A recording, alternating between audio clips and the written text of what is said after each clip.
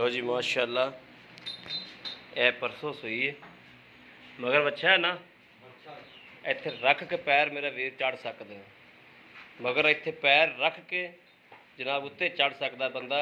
माशाल्लाह इन्नी कमाल की गां बनी है। 20 लीटर दुध जोड़ा जोड़े वीर का दिल करे वो मालका का कहने भी आ तो जनाब चो सकते हैं।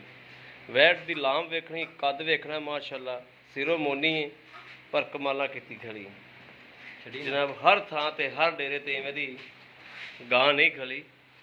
थण वेखना बड़ा छड़ कटोरिया जो सील साऊ माशाल्लाह, शराफत गां दी असलो ही कमाल दी। वच्छा दिता सर गोरा परसों सूई है जनाब। ए जनाब वेखना माशाल्लाह, वैड़ नूं जनाब रब ने बड़े भाग लाए ने।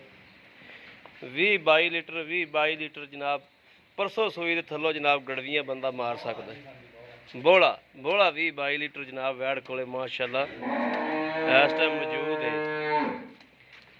माशाल्लाह माशाल्लाह माशाल्लाह वैड़ नूं जनाब रब ने बड़े भाग लाए ने। इवें जनाब दूसरी है, दूजी भी जनाब 20-22 लीटर दुध जोड़ा छड्डो भाई जोड़ा जा जिमें मर्जी जनाब 20-22 लीटर दुध चोई जो। दोवां गावां का जनाब 3 लाख ते 35 हज़ार रुपया माल कहता पिया।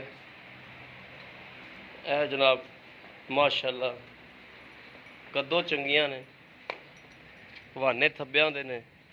20-22 लीटर दुध जनाब मस्ट चो सकते जो।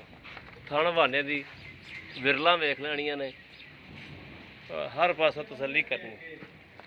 लै चलो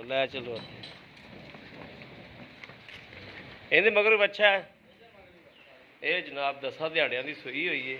8-10 दिहाड़ियां की इंदा बच्चा बैठा है, यह बैठा ये 8-10 दिहाड़ियां की सूई है। इहदे कोल 20-22 किलो दुध है। इस टाइम चुआ के साई देणगे 3 लाख ते 35 हज़ार रुपया मालक जनाब इन्होंने दोनों की डिमांड करते हैं। 3 लाख 35 हज़ार।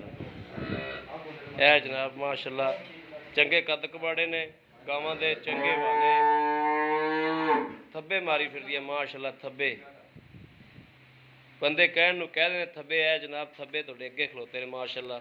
3 लाख 35 हज़ार रुपया।